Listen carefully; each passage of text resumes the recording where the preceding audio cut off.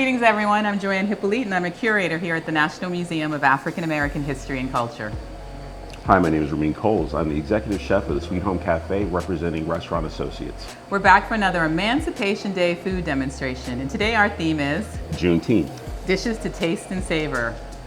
So our menu today is barbecue chicken. It's a half chicken with a dry rub, a cherry cola barbecue sauce, stewed okra with tomatoes and corn, red beans and rice, and a cherry cobbler.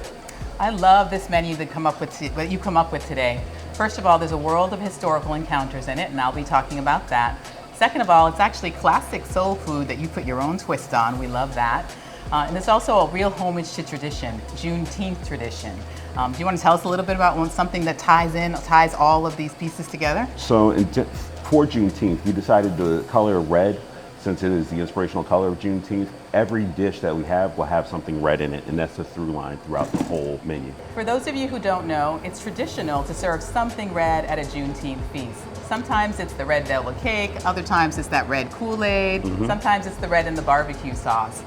As a curator here who works on food at the museum, I get asked all the time, why all the red? Why do you have to bring something red to a feast? Do you have any ideas why that could be? My understanding is it traditionally represents the blood of the ancestors who have passed away.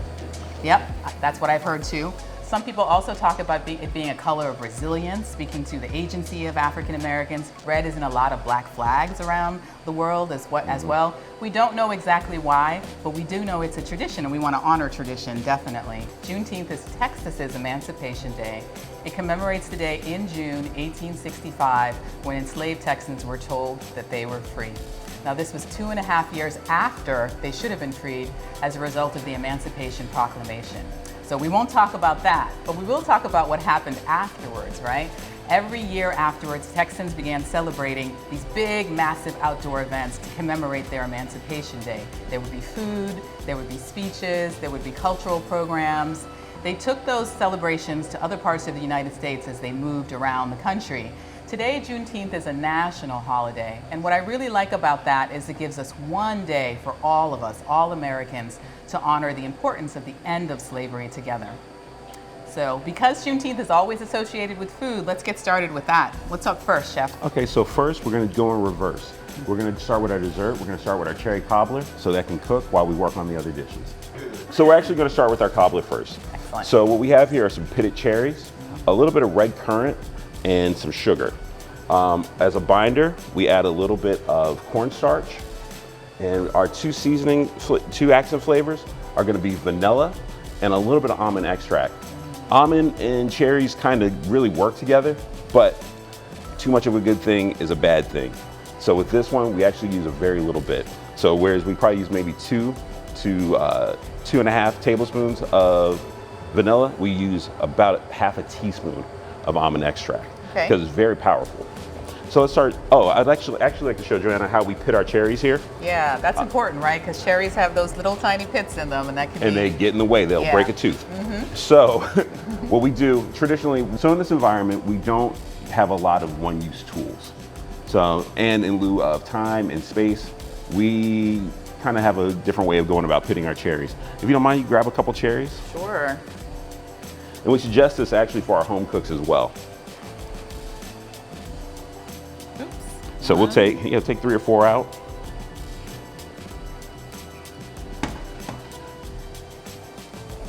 So you have your 4 cherries, or how many you can put down, and a flat surface. Crush them. Whoa. All right. You got a lot of juice, you got a lot of berries, but the best part is the pit's already ready to go. That's great. So we remove our pit, move it to the side, always move it to the side.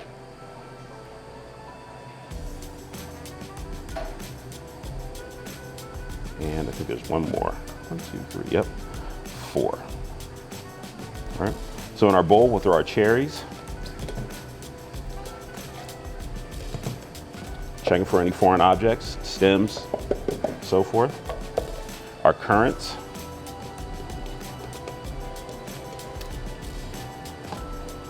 A little less currant. A little less currant. Take a flat surface like a knife. People spend a lot of money for cherry juice. Yep. Don't want to lose any of it. Don't want to lose any of it. Okay, we're gonna remove the extra juice off the board. Yeah. Sugar. So, traditionally, this recipe calls for roughly about a cup, but because we're using the currants and they're very sour, we're gonna go about 1.5 cups of sugar. We need a little extra.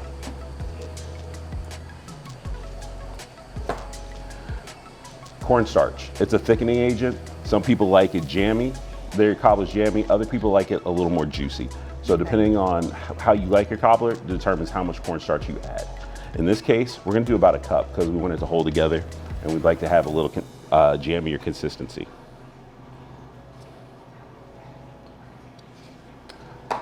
Pinch of salt. Our vanilla extract. It's not the prettiest thing to start out with. It looks really pretty actually though. Almond, very little. And then we're gonna mix.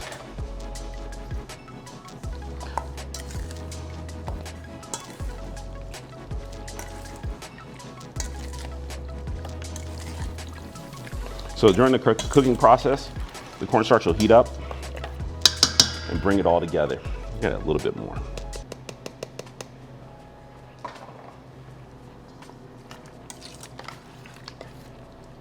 Okay. We'll set this to the side for a second and we'll actually assemble our crust.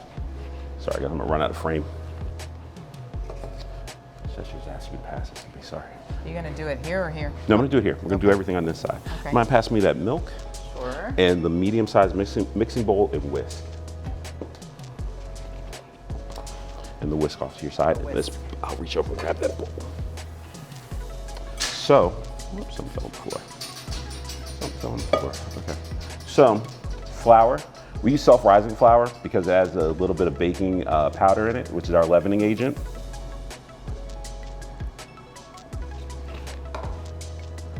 Butter. Oops. Whoops. 2 cups of milk.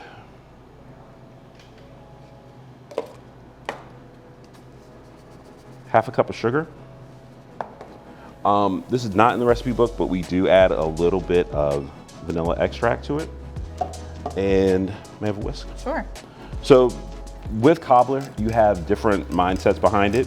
Some people are of the school of thought that a cobbler only has a top, and the top's a biscuit top. We go for more of a batter topping here at the museum. We like the consistency and how it comes out and how it holds up. But do what you like. Family traditions vary. Biscuit tops are very much a traditional thing and in vogue. So we're gonna go into our baking dish.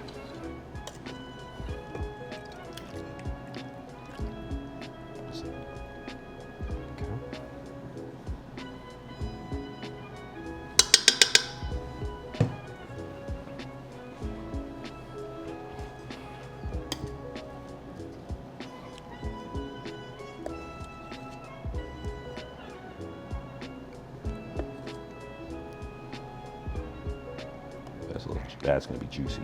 Yeah. This is gonna be juicy. So we'll Look at the color of that red. It's amazing. So we'll clean the edges up. Okay. So, and this will go into our oven. We have it preset at 375 degrees. And we do that initially to set the color of the top. So that'll become golden brown, and then we'll turn it down and let the juices cook. So Chef Ramin, if you go to a soul food restaurant, what are the types of desserts you're most likely to find on them? Oh, red velvet cake, some sort of chocolate cake, and it'll always be like a double chocolate, something really rich. What else? Bread pudding is huge. I know it's one of my mother-in-law's favorites. Cobbler, which is one of my brother's favorites. So things that, oh, and ice cream. You'll always have ice cream too. Especially with the cobbler, right? Yes. So we actually owe the origins of cobblers to the British, believe it or not. Even before the British came here as part of the New World, they were cooking up pies, fruit pies. The British loved them some hot fruit. So they were always stewing and cooking fruit. And they brought that taste for hot fruit in a pastry, in a pie type thing to the colonial America when they landed here. Enslaved Africans, when they arrived from West Africa, there was not a huge palate for sweet desserts in West Africa during that period of time. So they come into the colonial America, and they're put into everyone's kitchens across the colonies, and they're being introduced to cobbler as a dessert. They're serving it to the families that they work for, and they begin innovating the recipes, adding some different spices to it, making it their own. Today, it's a classic soul food staple. As you said, it's always on a soul food restaurant's menu. Cobbler is also one of those desserts you always saw on a 4th of July menu, as far back as the 1400s. It became one of those recipes for desserts that you always saw in an African-American cookbook dating back to the 1800s as well. And it really connects African-Americans to their agricultural roots in the form of the in-season fruit that is always used for the cobbler, and to their history of taking different styles of cuisines and innovating on them. So our next dish is red beans and rice. This recipe is out of our cookbook. It's an ode to Louis Armstrong. It's from his family. So our ingredients are red beans, tomatoes, mirepoix, which consists of a little bit of white onion and celery, and we'll add some garlic to it, and then a little pork stock. Okay? So in our pan, start cooking down our onions and celery. Smells good already.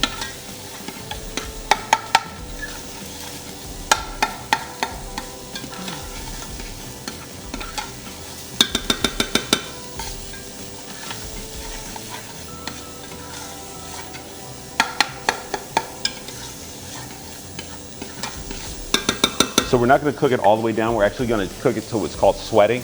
The vegetables start to become translucent. We're going to add a little pinch of salt. So there's two schools of thoughts on beans. Some people salt their beans ahead of time. Other people believe that it makes the skin tough. I haven't found it to work one way or the other. So we add just a little bit of salt here to start drawing the liquid out of the aromatics. Here we have some stewed tomatoes. We're going to add that to the base.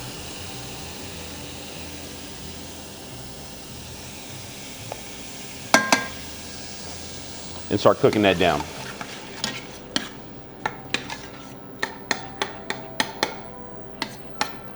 The big thing about cooking the tomatoes, a lot of times when you have tinned or canned tomatoes, there's a little metallic taste to them, and by cooking them, you remove that taste from the tomatoes. So we're gonna bring that up to heat. And as soon as that starts moving, we're gonna add our beans on top, and we're gonna add our pork stock. Our pork stock consists of bacon, ham hocks, and aromatics. So that's garlic, onions, and more celery. A little bit of garlic powder and onion powder.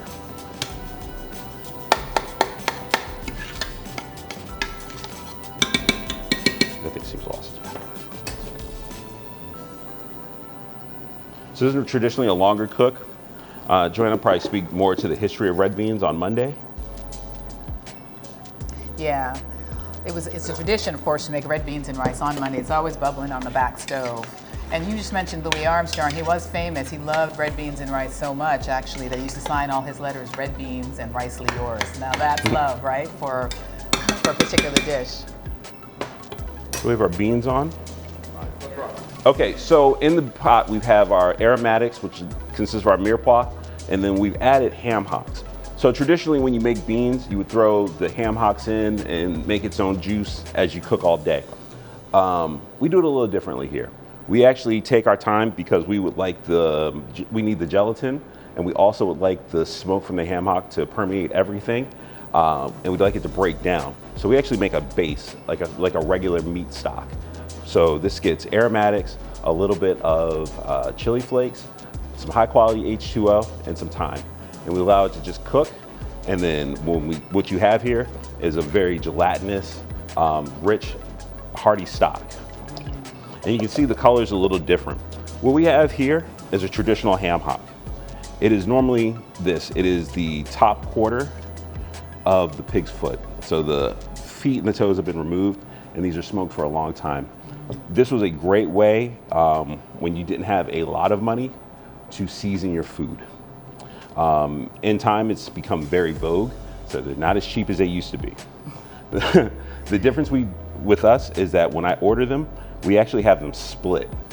It allows two things. It allows more of the gelatin to come out of the bone in a shorter amount of time, and when it breaks down, it actually completely dissolves when you really cook it for a long time. And the only thing you're removing is bone. So that's how we handle our ham hocks here. So we're gonna bring this mixture to a boil. Move this inside. We'll bring this to the boil, and then we're gonna put it on a simmer and allow it to sit on the stove. This will cook roughly in about an hour. But in the real world, you would cook this all day, okay? The longer it cooks, the better it tastes, right? Absolutely, and it's actually even better the next day.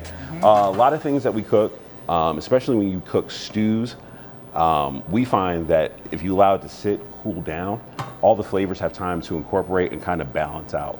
So a lot of times you'll cook something, you'll eat it day one, and it's good. You'll cook it the next day, and it's actually great.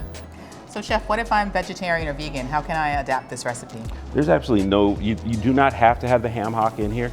You can make the same thing with the aromatic vegetables, and this time you would actually bump up all your spices.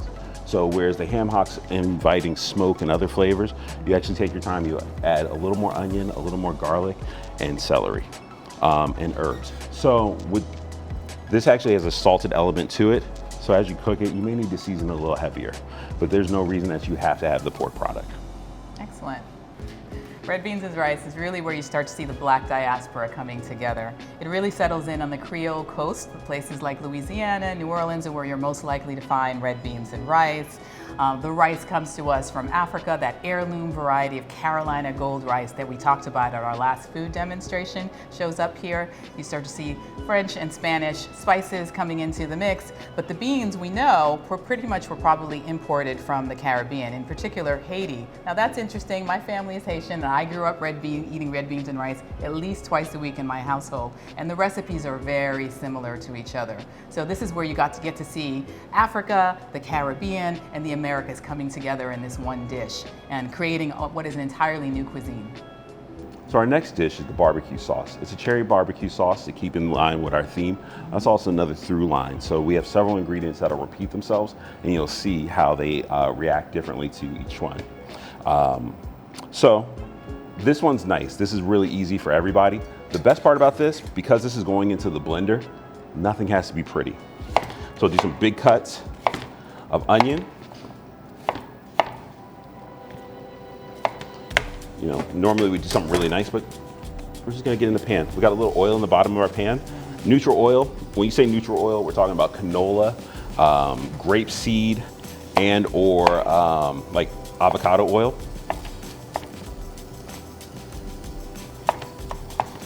This is, of course, against Knife Skills 101. Someone's at home's gonna be like, did you see how he cut that onion? So we're not gonna put the butts in there, but we do want to use as much of the onion as possible. So that'll actually be discarded. Okay. I've actually never seen homemade barbecue sauce, so this is an education for me. I'm sure a lot of other people watching as well. So this is a little different too. So traditionally when you make a barbecue sauce at home, you would use ketchup. Today we're actually going to use our stewed tomatoes. We do that because A, we don't want it to be too salty and or too sweet, and it allows us to control both of those aspects. So we're gonna take our garlic, we're gonna smash it. Now remember, this is all getting pureed, so the big thing is just getting it soft and cooked.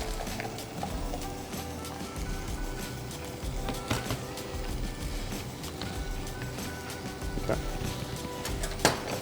So that's in our pan. Our next ingredient, we have our cherries, a little more of the currants, our cola, and then we have with our negro chilies. These are dried chilies, and then we have, I think these are, guajillo chilies, which are dried. So traditionally when you use a dried chili, you do not put it in dry. How traditional is it to have cherry cola in your barbecue sauce? This is not actually. So this is something that I encountered on a trip to North Carolina. They use a different type of cherry soda. It has a little more red in it.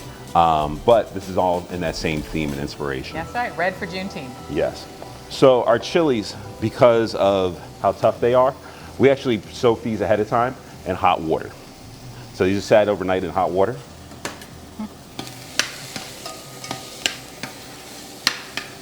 Starting to get a little color on our vegetables. This we are going to cook down a little bit more.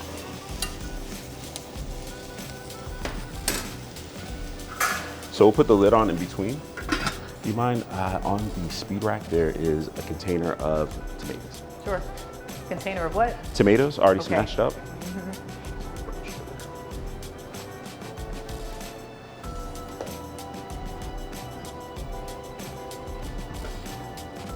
It's these, right?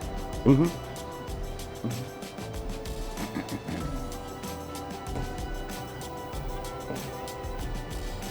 So we are going to run our knife through the chilies just to give them a little smaller definition. Oops. The nice things about these, they're not the spiciest chilies. They're medium spice, but they also add a smoky flavor to them because these have the Negro chilies have actually been smoked.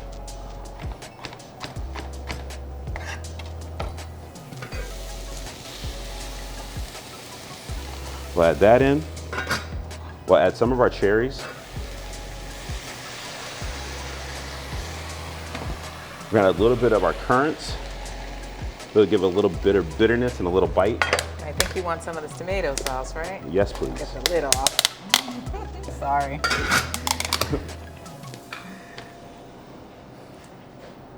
So we'll add our stewed tomatoes.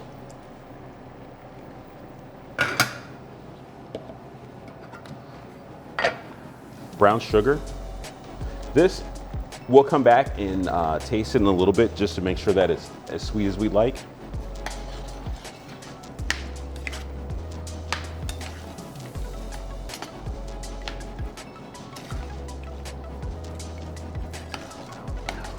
We'll add as it cooks, we'll add a splash of Worcestershire or Worcestershire, depending on where you're from.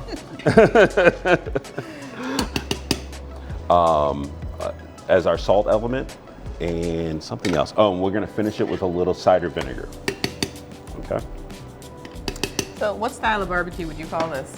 This is, I would say it's, Chef Ramin style of barbecue yeah, sauce? because it's not really, it's not a true Carolina barbecue. Uh-huh. And it's not a, and it's not like anywhere else in the country in the sense that, Okay. yeah, so it's not a true Carolina barbecue. Okay. So my family is from North Carolina. My stepfather's family is from South Carolina. And it's like night and day with the barbecue. My stepfather's family, a lot of Southern mustard Q. So that's what I've actually grown up and prefer to eat is a little mustard Q. But if you go North Carolina, it's vinegar. So it's whole hog cooking and splashes of vinegar. So it's a vinegar base. It's a really loose barbecue sauce. So you've combined the two a little bit. We meet in the middle. So we will taste this. We may need to balance this out. If we don't, you find that you have a different palate, it might want a sharper aspect to it. You can add a little mustard to it. Okay. But what the fruit does, it actually rounds out the flavors. It's not going to be fruity. So a lot of people see fruit and they go, oh, it's going to be sweet. It's going to taste like cherries. No, it actually adds like almost like adding wine to the dish. So it kind of rounds out the flavors. And how long do you cook it for? This will cook for about 20 to 30 minutes. This is not a long cook. The biggest thing is getting the elements soft. Once everything's soft, you're good to go. Because remember, it is getting pureed. So in addition to our brown sugar, we'll actually add a little bit of cherry cola. This is an issue of preference. You add the cherry cola you like. So it goes in. The nice thing about this, it actually adds a caramel note to it because they've worked caramel into the drink. So we'll allow this to cook, and when it comes down, we'll puree it. Oh, I love this pan. Hey now. I absolutely love this pan. And you brought it from home to use. Yeah, this one from my house. They actually make these in Maryland. It's called Butter Pat Industries. Unlike other Butter pat. Yeah. Unlike other cast iron, it's super smooth. Like if you feel the bottom, it's like glass on the bottom. Some proprietary thing they do. So if you would shave the corn for me, that would be great. We're gonna use a bread knife, one of the least used knives in your house. And we take it, we hold our corn base down, and we just shave off the corn off the side. Biggest thing is having a vessel. A lot of people shave corn and they hate trying to pick it all up. So we don't. We have something to catch it. Okay? Okay, I'll do that while you keep cooking. All right, thank you. So in our pan for our okra, We're gonna add a little bit of onion.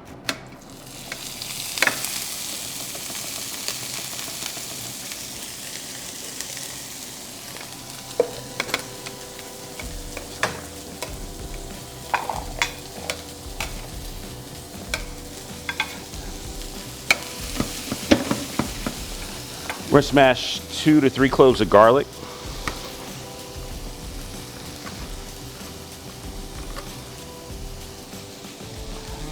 I like a lot of garlic, some people don't. In this case, we're just gonna smash it, so if you don't wanna eat it, we get the flavor from it, but it's not everywhere. Okay. Our tomatoes. Once again, that whole thing about cooking the tinniness out of the tomatoes.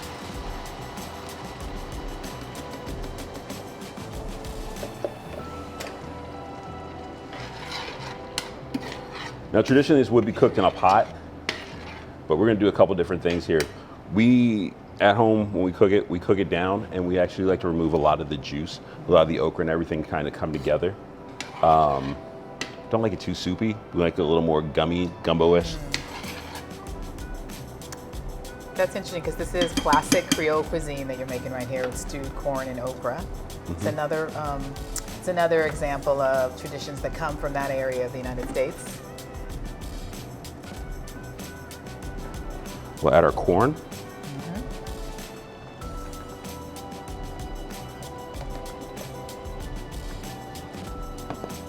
Sometimes when you cook this, you can fry the corn ahead of time in the pan.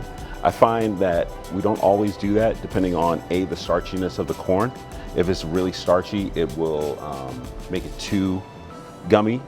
So this is a great time of year. We're going into the summer. That's right. So the corn right now is beautiful. It's really sweet.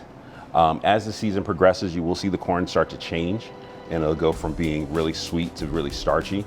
Also, you start to see okra and all those other ingredients start to go away. So this dish, we love the corn to be sweet. You can, if you'd like, fry the corn ahead of time, which will actually make it sweeter. But because this corn is so excellent, we just want to kind of bring out it's the natural sweetness that's there. So as this mixture cooks down, then we'll add our okra. I actually do not like to stew it for so long. Really? Yeah, as a child, I was not a fan of okra. I had You and a bunch of other people. I had a bad experience. But as I've grown older, I've really come to appreciate it. I love it in gumbo. I love it in stewed things. By itself, it is not my favorite vegetable. So I'm totally different. I love okra. I also love it in soups and stews, or fried on the grill in the summertime is how we'll cook it. Fried is excellent. I had it boiled. It wasn't a good experience.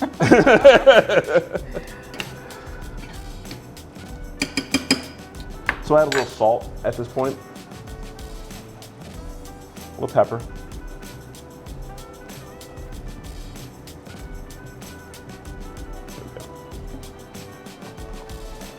And we'll add our okra.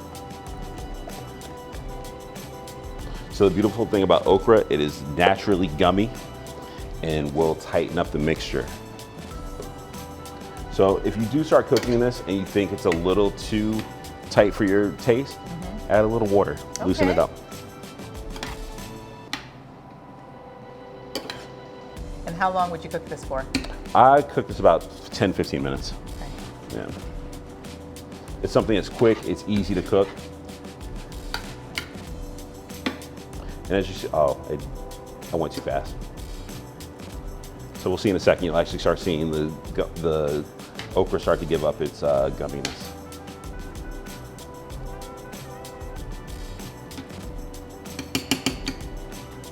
Okay.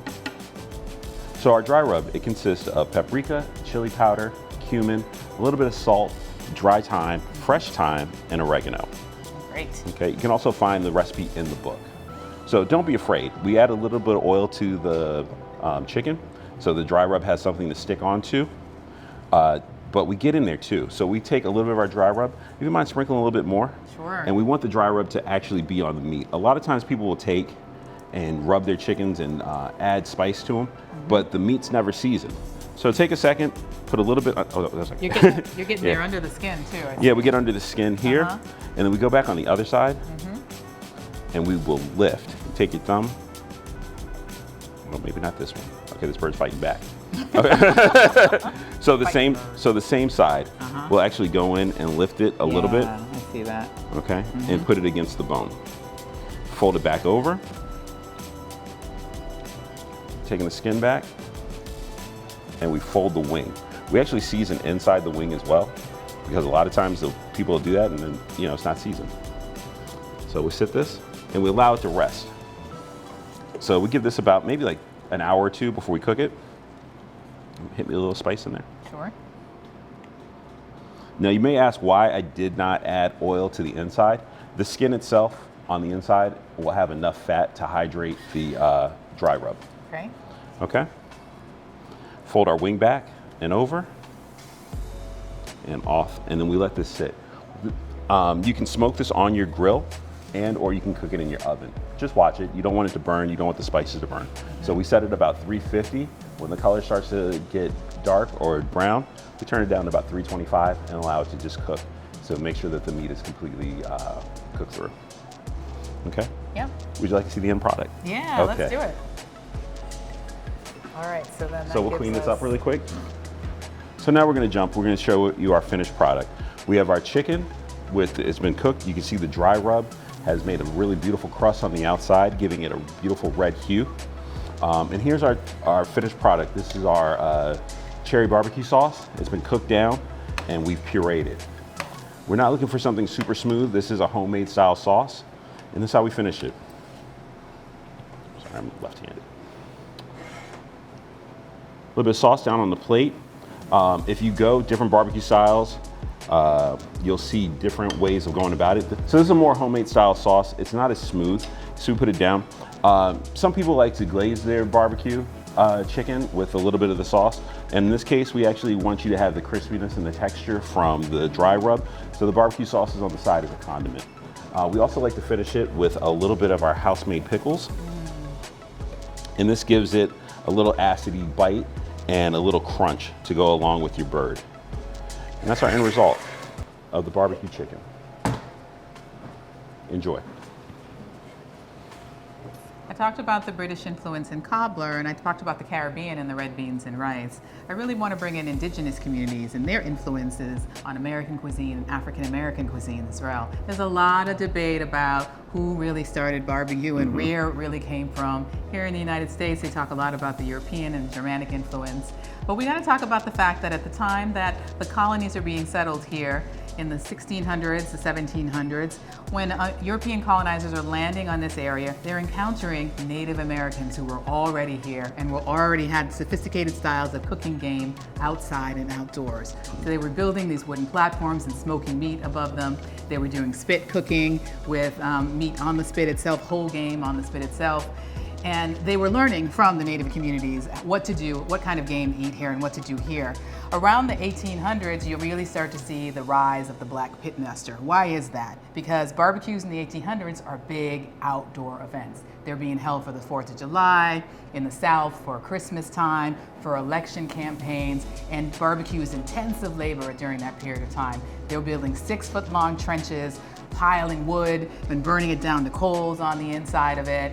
There needs to be somebody who's slaughtering the meat, cutting up all that wood, keeping wood on the fire, basting the meat for hours at a time, and then of course there's the cutting, the slicing, and the serving for all these massive amounts of people that are attending the barbecue. That's why you start to see African Americans, who are predominantly doing a lot of the cooking around America during that period of time, really sort of coming in, taking over these positions, creating these new great styles of sauce, right, and things to baste them with, and they become actually really well known for. There are several black pitmasters in the 1700s and the 1800s that are called on to come out to these events and really manage what are some serious operations, barbecue operations during that time period. And on top of that, true barbecue back then is really, like you said before, very intensive labor. Have the privilege of doing it a couple times with my family, and like you said, you dig a 6-foot-long trench, which is 6 feet deep. A lot of times you take it, you build your fire, you let it die out, the flame, and then you put the pig inside, wrapped up, and then put the earth back on top of it, and then come back and dig it out later. So that's not easy labor. And because barbecues is so much associated with outdoor public events and festivities, I think that's why you'll always find at least one barbecue recipe on a soul food restaurant menu. Oh, yeah. And of course, the ubiquitous barbecue joint that's in all of the Black neighborhoods, right, Yes. that everybody goes to. Thank you again for joining us for Juneteenth Dishes to Taste and Savor. On behalf of the National Museum of African American History and Culture and The Sweet Home Café and the Restaurant Associates. thank you for joining us today. If you want to learn more about Juneteenth, please check out the programs and the historical information on our website. We wish you all a really special Juneteenth. Thank you.